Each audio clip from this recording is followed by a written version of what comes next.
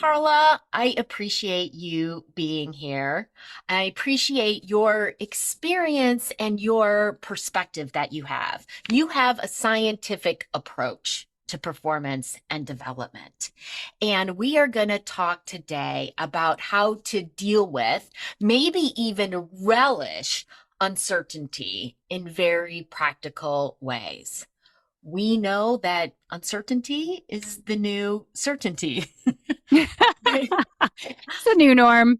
Right? Yeah. Yeah. So, how Yes. do we get comfortable with uncertainty, with ambiguity, with operating when we're not entirely sure of the path that we should follow? Well, these are such great questions. And if we're thinking about what happens in our lives when we encounter uncertainty, like what are some of the things? How would we recognize this? And I love to give just a couple examples of like number Right. one, for example, there's a startup CEO, right? And they are thinking about they're launching something new in in the tech realm out into the market. And it's going kind of slowly. They have their team is out there testing it, like doing some market testing. It's going slowly. And there's this big question of uncertainty. And one of the behaviors we often do when we run into it is we try to control it, Yeah. right? So we don't like it. Our brains don't like it. And so we get out there and we're like, can I just get through this uncertain period more quickly? And so like sometimes what happens then is like, this hypothetical CEO is like kind of pushing their team saying, come on, like run the market test faster. Like they sort of get into the weeds. But the reason they're doing this is not because they're a bad CEO. It's because they've got this uncertainty and they're just like, I am so uncomfortable with this. I want to get to the part where we know it's going to work or it's not going to work. And I Mm-hmm. want to rush as fast as I can there. Mm-hmm. Okay. That's one thing that happens. A different thing that other people might recognize themselves in is let's say we have an executive like at a firm. She is thinking about, has been very successful with the business she has developed for them previously. Now she's been tasked from the firm to go develop a new area of business, which is awesome. She Mm-hmm. is kicking butt.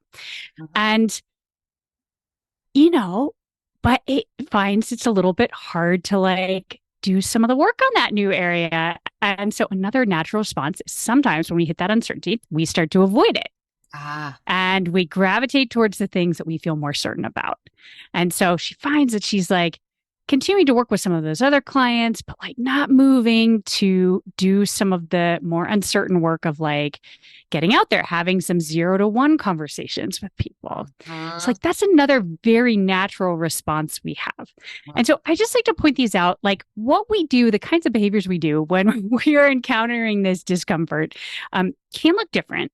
But one of the things I think is really important for us to recognize is that um, it's true. Like when things feel uncertain, our brains often assume that it might be something negative that could happen in the face of that uncertainty. Mm-hmm. But I like to point out that uncertainty is often where the opportunity actually lies for us. Yeah. So, like in the example of the CEO, like they could be the next booming company with their solution. Or for this executive, like she could be the next big like P&L revenue line. And so um, it's not just like, sure, like could something negative happen? Absolutely. But it's also where something different and uniquely positive can happen. And so I like to bring this up as the framing of our conversation because I think that's where we have room to adjust our perspective and our behavior to actually say, could we view this differently? Um, and also reap some of the unique benefits from uncertainty. For example, avoiding stagnation in our careers, Mm-hmm. or that often where something's uncertain is also where there's the room for us to grow. Yeah. And so anyway, so that's just as a framing for why should we talk about this? What does it look like and why is it exciting to think about? I love this, Carla. You are having us talk about this very practically right from the start. And we want to bring that awareness to our natural, very human reactions to uncertainty. You said our brains can assume a negative perspective there, right? Because our brains are designed to protect us, to help Hmm. us survive. That's how they've evolved. So if they see anything that remotely looks like a threat, it's on guard, right? And it Yeah. could have us try to control, try Hmm. to rush, or to avoid. Hmm. All Well right. said. But there's magic, there's opportunity inside of the uncertain space. Yes. And a great example that I think we can all relate to about how this could be true. Because I can imagine people saying, like, sure, that's a great theory, Carla, but it's just plain uncomfortable. Yeah. And so an example I always give is this idea of the concept of a spoiler alert, whether it's the next bestseller, right, that just came out that everyone's reading, or the movie, like the new blockbuster.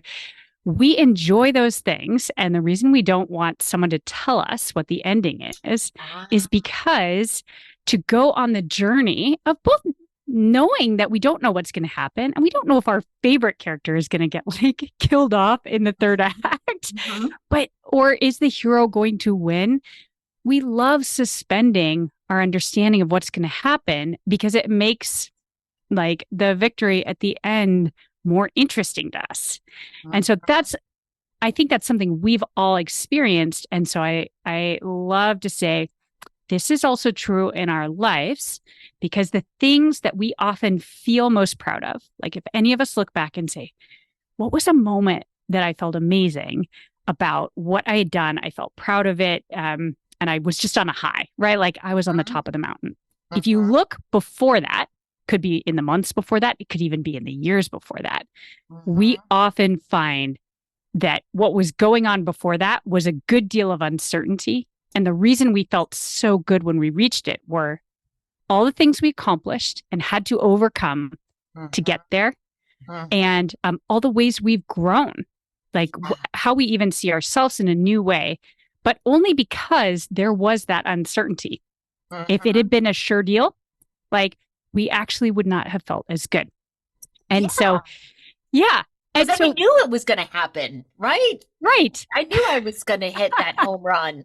But when it's uncertain, yeah, if we take on anything big, personally, professionally, it comes with that element of unknown, uncertainty. Yeah, and you're exactly right. That's when we feel most proud of ourselves. And I Mhm. never associated it with the spoiler alert idea, right? So, Carla, for all of us out there, this includes me, who would never dream of turning to the last few pages of the book to find out how it Right. ends before I went Yes. on that journey to get there. How do we bring that energy and that Mhm. perspective to work to other changes in our lives that do bring uncertainty? Absolutely.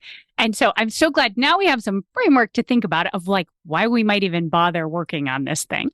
And so the way I like to think about how we work on this, it has two parts. You can work on it from the standpoint of what's our perspective or our mindset. And even in like what we've already been talking about, how could I view this differently than just uncertainty equals something negative that I don't know what it is yet, basically. Mhm. Um, so there are mindsets and perspectives that I think help set us up to do this. And so we'll talk through what some of those are. Great. Um, I also think there's some actions and some behaviors that we can take to do it. And usually I say we want to do a mixture of both. Like both are helpful. We don't just solve it from a mindset or perspective standpoint. And we don't just solve it from a behavior standpoint. Like I need to do these things differently. I think Excellent. the mix creates this powerful sort of positive spiral that heads you in the direction of just getting some more comfort with that uncertainty.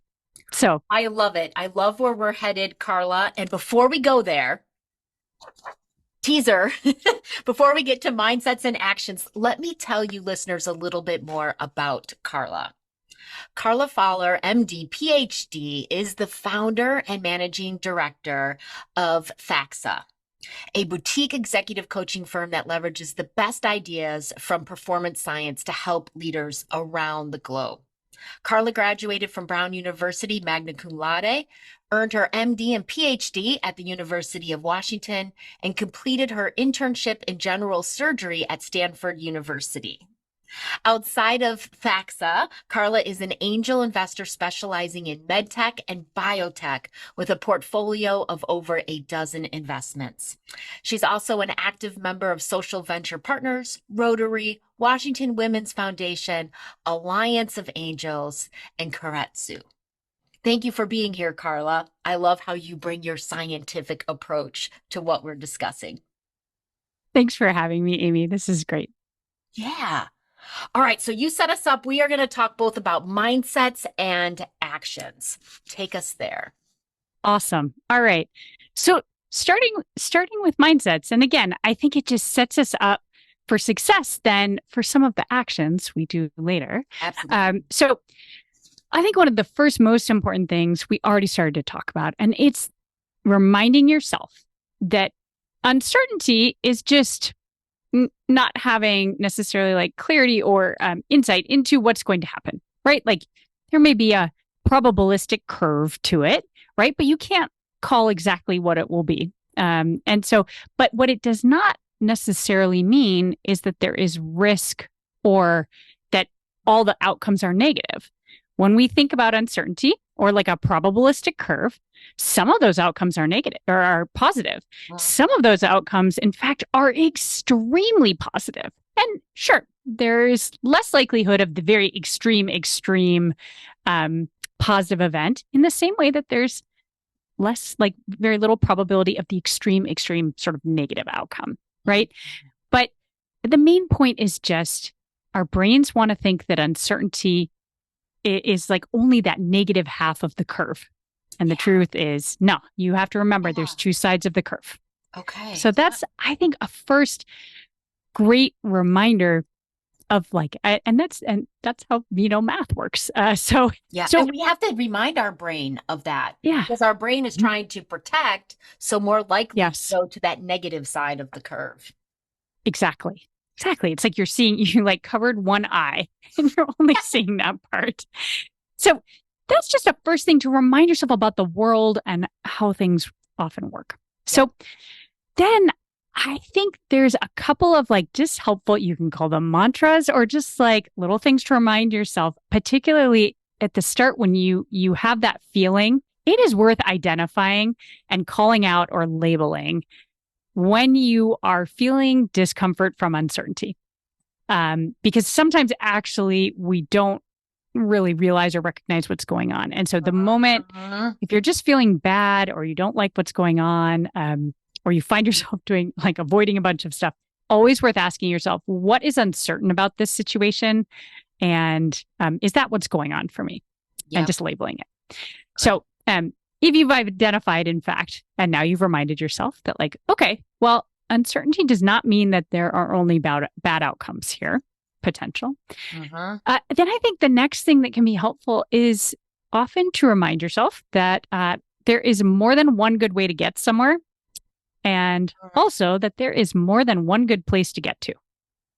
Okay. And so this is a pair of statements, and you can even use these or journal about them because what they do is they remind us that we don't have to be rigid or stuck with a particular process or path to get to our goal. So let's say you've identified something you really wanted to happen. Often the moment something in our process or our path starts to go not on the path that we thought it should, that's what the first statement's about. There's more than one good way to get where you need to go. And so it reminds us that that does not mean you can't get to your goal necessarily. And there might be something like often we have to change our path because reality is telling us something about, that isn't how you can actually get there. It doesn't mean you can't get there. You just can't get there that way. So that's the first statement. And then we all probably have evidence of this in our lives. Right? We all can probably look back on something like, oh, I was really hoping that I was going to get that promotion. Yes. Or I was going to get that client engagement. And then we didn't. And instead, this other thing opened up later, or it created space and time and Yes, energy for something else, right? And looking back, you're exactly. like, okay, there was more than one way to fulfill that need I was feeling at the moment. Right. Like to have that work success, whatever was, your thought about the success. Yeah, it didn't happen that way. You didn't win that big proposal, but in fact, then you got the opportunity to head up something else Yeah. and were tremendously successful. So so that's about sort of path. And then the second piece of that statement is like there's more than one good place to get to. And that I think reminds us that sometimes we do set out with a goal and we have an idea of what we really want to have happen. And then along the way, either like that goal becomes sort of not possible, or we realize that it wasn't what we thought it was. I have a great example of this in my life. Like I set out to become an academic physician Yeah. and ultimately have ended up doing something quite different as an executive coach. So that's sometimes we learn something, you have to learn something about what you're doing along the way. And then you realize actually your goal has shifted and that's okay. So Yeah. that's why Carla, I this like those two statements. yeah, this is making me think of a emerging leader that I worked with last year. He had an action learning project and he was really taking a risk with this one because he didn't know whether it could come to fruition or not, of trying to sell a solution that they already had in their organization, different application, different customer, different division. And Yeah. it meant that all the processes in the different division were not there. And we brainstormed a bunch of different in ways to influence what he wanted to have happen. And we really thought it was going to come from the top down. And it ended Yeah. up not working out that way. It was actually the scientists that helped make the shifts in process to make this happen. They created the energy that caused the tipping point to be able to change all the things that needed to be changed in the organization in Yeah. order to sell in a new application in a new way to a new type of customer. But he put a bunch of different feelers out there and it Hmm. showed up differently than he thought. It was super exciting. Awesome. Yeah. Oh, Yeah. but what a great example of that. And I think often what is helpful is just again when we have these ideas that keep us open minded and not immediately judging like what is happening is bad. It means there's more bad to come. Not going down sort of Yes. that rabbit hole. It helps us examine what might be true in our situation. Um, the last sort of mindset tip that I have is this idea of like giving your future self some credit that there you can't solve the problems you don't know about yet. You can't solve those challenges or those puzzles, Yep. but your future self will probably have a good crack at it. And so we often need to like leave those for our future self, but also like trust our future self, Ah, like that we will be capable and have what we need in that moment to problem solve it. And so those three things, that is how I think often about getting like a mindset, like fertile ground for us to then feel like we can take some different behaviors in the face of uncertainty. But that's why I start with mindset is to like prep the ground so that when we take action, that action's both appropriate versus like, for example, actions that are too controlling or too avoiding, yes. um, but also just set ourselves up for success. So I love it, Carla. So just because there's uncertainty, there's not only the potential for bad outcomes, remember the potentials for good outcomes, right? And we remind ourselves of our own evidence that we have of that in our lives. It applies to both sides of the curve. Carla tells us that's how math works. Bring your awareness to it, right? Label when that discomfort is there. What is uncertain right now? How am I feeling about it? Because when we're aware of something, then we can do something about it. And more than one good way to get there, and more than one good place to end up. All right, we're ready for actions. awesome. So I think one of the interesting things that can happen to us when we are facing uncertainty is sometimes we get stuck in like analysis paralysis. So, Yes. and it's a form of trying to control. Mhm. And often what that looks like is we're like, how do I like continue to research and learn and prep and prep and prep and prep? But we're not actually like doing anything that moves us forwards into where we're going. Yeah. And what I like to point out about this is that absolutely doing your homework ahead of time, like there are some things that can be learned from the resources that are out there, whether it's like online, books, other people who have been there, done that. Absolutely. Like for the kinds of things you can know, like, and it's worth mapping some of those out. So, and then say, here's what I need to do some research on. Here's what I'm committing to, because I think these are actually things that I could learn ahead of time that would benefit me. Okay. So if there's homework to do, by all means, do your homework, but be very clear on like, what are things you cannot learn by doing research ahead of time? Nice. And when have you crossed from doing research as a way to like smartly prepare and do your due diligence versus research has now become a tool to avoid the uncertainty and to try and control like what happens. Really and powerful, don't get Carla. stuck. Yeah, this list of what you cannot learn, right? And know that there are, again, bringing awareness to it, right? Visibility. Mm-hmm. We are not going to be able to learn these things before we embark on this journey. So we got to move forward, not knowing those. Yes. I love making that part of the list. Well, and again, it's a nuanced point. And one of the challenges about performance science, I think, is we often like people want a binary answer, like, is it this or is it this?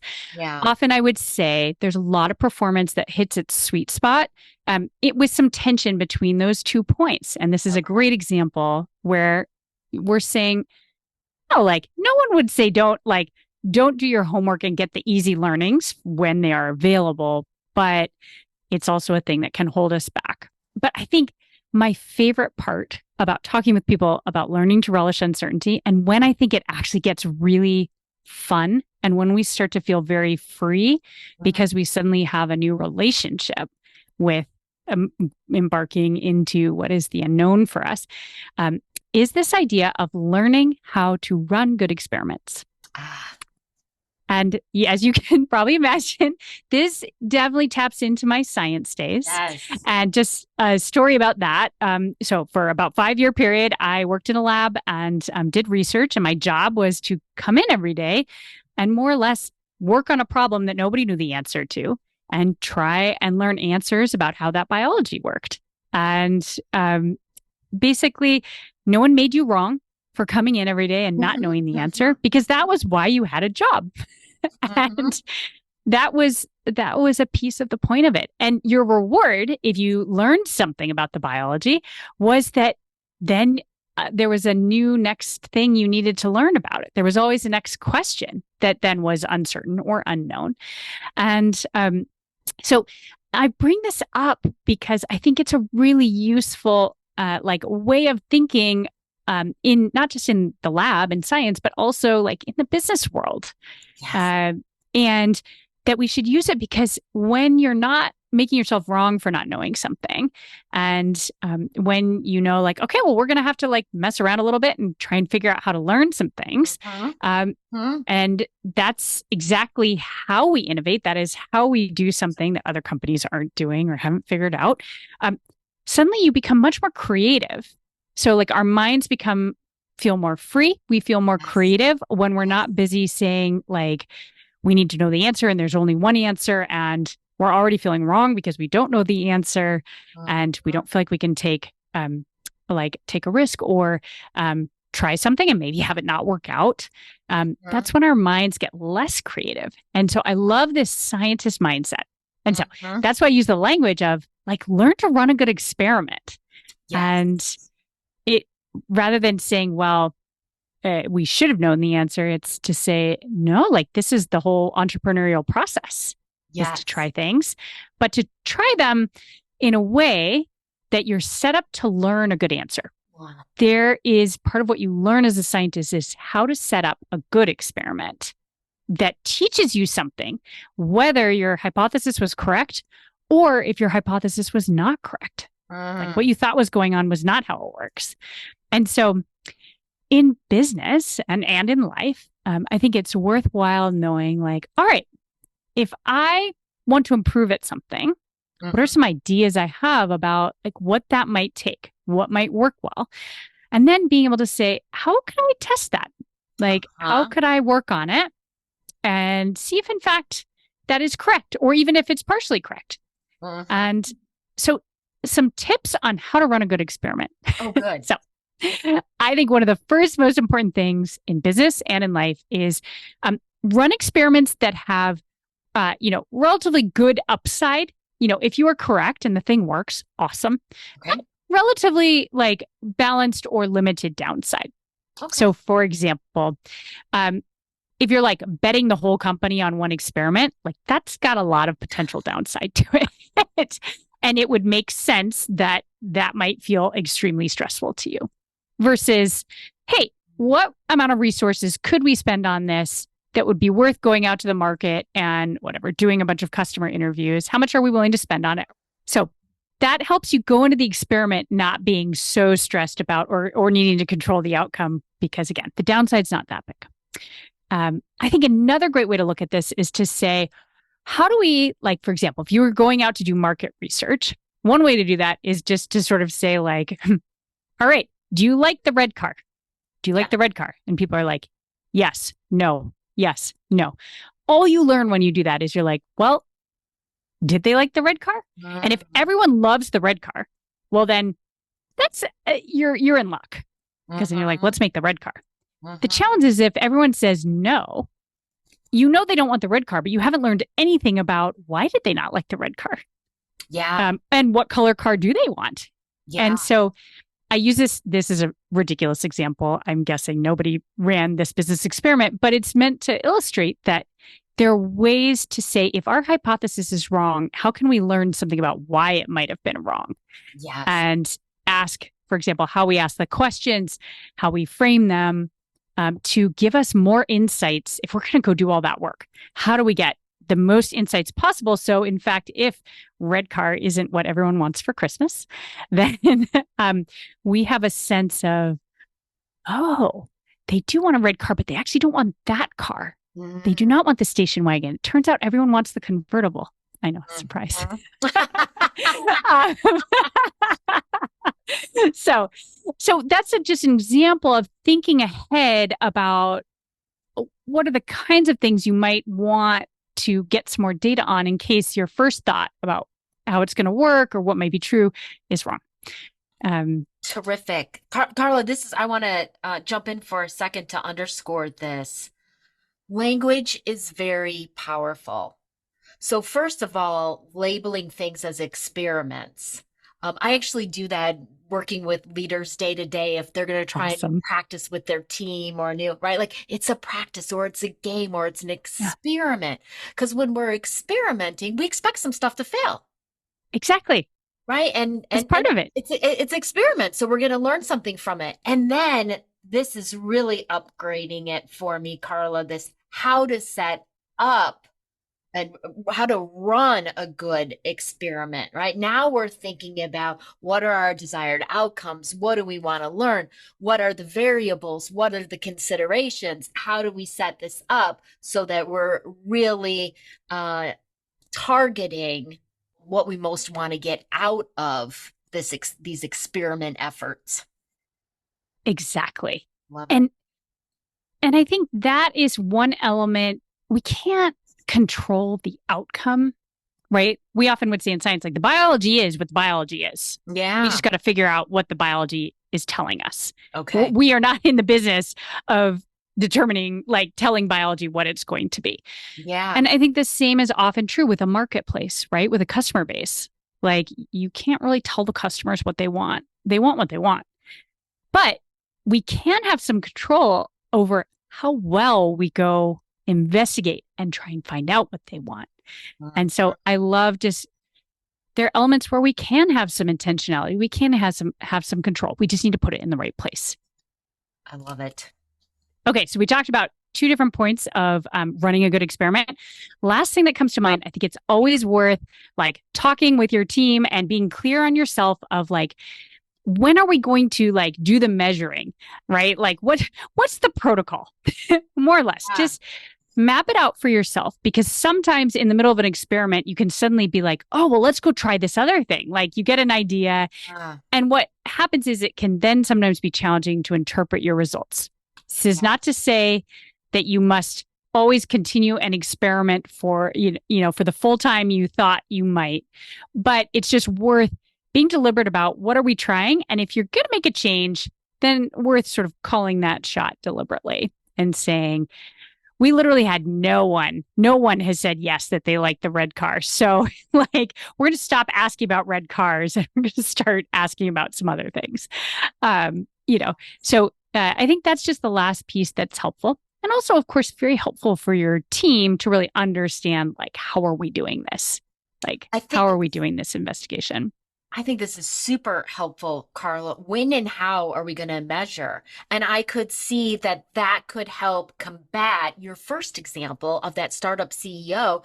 Oh, I'm rushing. I want to do something out. You're right. And so we're rushing to declare, we might declare something a success or a failure before we really know, or we might start Yeah, throwing new things at it or abandon ideas before we should. Agreeing exactly. ahead of time, here's how and when we're going to measure something, and then we will determine whether. So, right, so the experiment has this duration of time. Hmm. Otherwise, we could get antsy in our uncertainty Exactly. and start to flail around and do other things. You said it perfectly. Yes. That's that's how it feels for me when those kinds of things are coming up. Carla, you gave us such great information about what naturally happens for humans in uncertainty and how we can intentionally choose mindsets and take actions that will set us up for success. I saw my note here on the last mindset piece that I didn't summarize when I did it earlier, and it might be a nice point to end on. Trust our future self. Know that we are going to be learning and creating new data and information as we run experiments, and know that our future selves are going to be ready to deal with that and pivot and stay on the journey. Absolutely. Terrific. Thank you so much, Carla, for being on the Courage of a Leader podcast. You are welcome, Amy. It was really fun to be here. Oh, before we sign off, tell listeners where they can find you. All right. Well, I love having conversations about performance science. And obviously, today we talked about uncertainty, but there are lots of other fun things to talk about. So I am on LinkedIn at Carla Fowler, and that's a great place. I always post new conversations there. And then if hearing more about coaching or learning about my coaching process is of interest, my website's at THAXA.com. And that's a great place to message me or look at FAQs. Excellent. Fowler is spelled Fowler, and THAXA is THAXA, so that you can find Carla in the places that she just mentioned.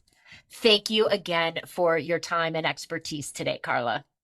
Oh, you're so welcome, Amy.